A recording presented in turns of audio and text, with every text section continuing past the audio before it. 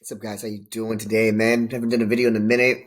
I know we had that huge flash crash. Hope you guys stay safe. Hope you guys have like your floaties on with your shorts or you had your scuba gear on because it was a wild and wet one in that market. Obviously, the majority of us hitting the impact and hitting the hit. The majority of us. I sold a little bit beforehand. I kind of had a feeling a little bit about it, but it's one of those things that everybody's so bullish. Everybody's trying to actually get paid that I actually wasn't completely sure. I didn't want to misguide anybody of any sort, but it was realization when I see and add myself to a Telegram group and I get like four people trying to finesse me out of my wallet. I mean, I've never seen the level of greed, even towards another level of that. I entered a new IDO and people, I mean, lost their shirts. I mean, bought when it was high and basically were trying to shill other folks to get in so they could profit and dump on them. I just never seen this expansive level of greed in my life. Hope you guys are staying safe. The market's rebounding a little bit. I don't think it's completely over yet, but make sure you guys are taking profits. We talked about before. Can I say that one more time again? I can't re-emphasize that again. Make sure you guys are taking profits on this. Play with the money that you are already in profits with. Take out your principal if you can. I'm not trying to be a financial advisor like the majority of these other people are. You know what I mean? Do what you think is risky and safe, but it was heartbreaking to see people lose their life savings when they sold. That's the whole thing. The people who actually sold are the ones who lost the majority of it because it's all tangible, right? You're looking at your account and it says it's a certain amount, but it fluctuates, but it's not real, intangible until you sell. And a lot of people sold and they lost a lot of money. I remember seeing people in the Telegram groups that I'm a part of that they lost their life savings, they lost their student financial aid. You know what I mean? It's insane how the level of risk that people think that they put in this market, which it's okay to put a little bit of risk, but make sure you can tolerate the risk even if you lose it. Market's rebounding a little bit. It's looking really good, even though it crossed the 250 EMA line bit, as you can see right here. It's going up. It's looking really good. It's having a little bit of a rebound. It's going up. It's crazy how it dipped again all the way down to almost, my gosh. People are saying it was like 30. I think it's like more like 29. It dipped a little bit. Obviously, tons of supply of buyers in the market trying to actually pull this back up. People are still bullish in Bitcoin. I am bullish in Bitcoin too. We all know it's gonna go up inevitably, but no one knows where this market is gonna go. Everybody's just guessing. Be your own educator. Look into this, research the charts, look into this every single day. I'm looking at that with you. I bought some Zilliqa. Even though I cashed the majority out, I bought some today as well as some VeChain. VeChain's looking really, really good as well. Zill's on an uptrend as well. It was all the way down to 11 cents. How crazy is that? Actually, if you look at this wick right here, all the way down to 5 cents, but it actually pulled all the way up and got bought up really quickly with the supply of individuals who are right here.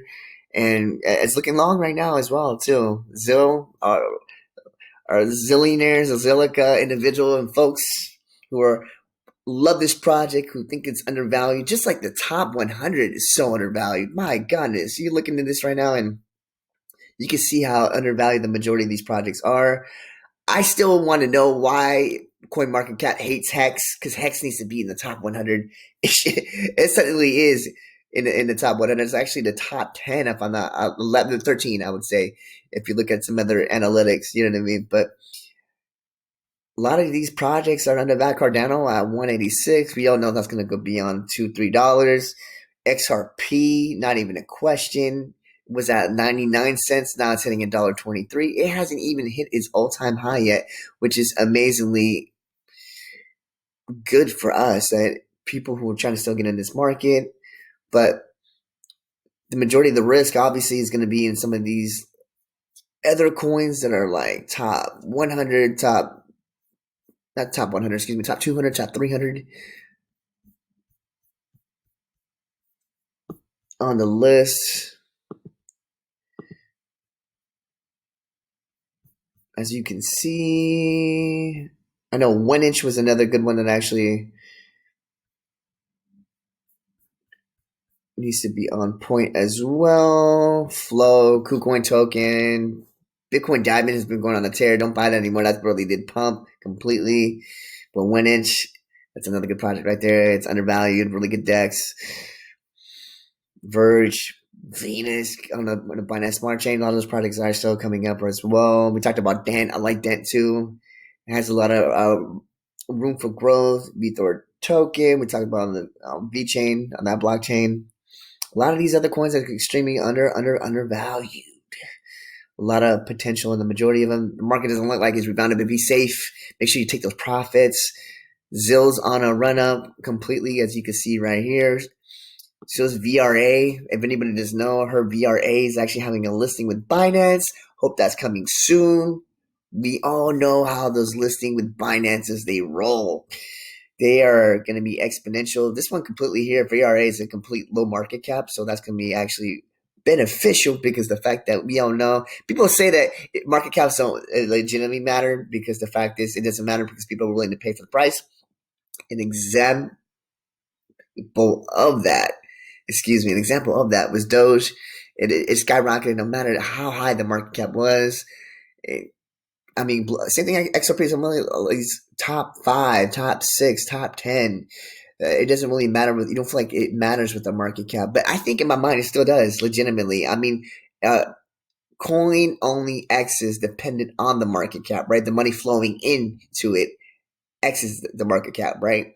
You can't double a market cap that's $1 billion with $2 million. You know what I mean? A volume. It has to equate or has to double the volume, or the volume has to double the market cap. Excuse me. And flex into it, right? And we all know the majority of it. But look at this. Look how bullish this looks right here. It's kind of a little bit of a downtrend right here. About the majority of it up, right? It's supply. It's going up. And everything's at a discount right now, legitimately. But go small, take profits, man. I think everybody learned lessons in this last couple of days in taking profits. Everybody is greedy right now in the market. Can I say this one more time? I think that's a misstatement. A lot of people are not talking about. Everybody's talking about the whales and the majority of influencers and people trying to like Elon and the tweets, and it's just everybody's talking about these other aspects, and nobody's talking about the level of greed and how mainstream this is right now. People that you don't even know are talking about. Your grandmother, my grandmother's probably talking about it right now. It's that level of mainstream right now. So just be wary as far as that, because everybody thinks that they're in it for the fundamentals and the technology and the change and the innovation with these projects. But the reality is everybody, including us, so being honest, including me, in it for the money. And we're all trying to get rich. But the thing is, the only way you get rich is you take profits on somebody, right? You're just hoping you're looking for the next product at 10x, 100x, 1000x. And crypto is beautiful for this because it even making the playing field and evens it out completely for anybody to be in from the remote countries and parts of the world to be involved in this. And it's beautiful in that aspect. But just remember to take profits, right? You got to be sophisticated investors. And I'm all about diamond hands and hodling, the majority of these assets because these do have infinite potential, but just be realistic and be the sophisticated investor and research this stuff. I'm still researching. I'm still learning. I'm not trying to profess myself as any expert like the majority of others are trying to profess themselves to be. We're all guessing in this market, but we're just looking at fundamentals, looking at technicals, looking at news, and try to bridge the two together, right? And try to come up with an adequate assessment of this completely.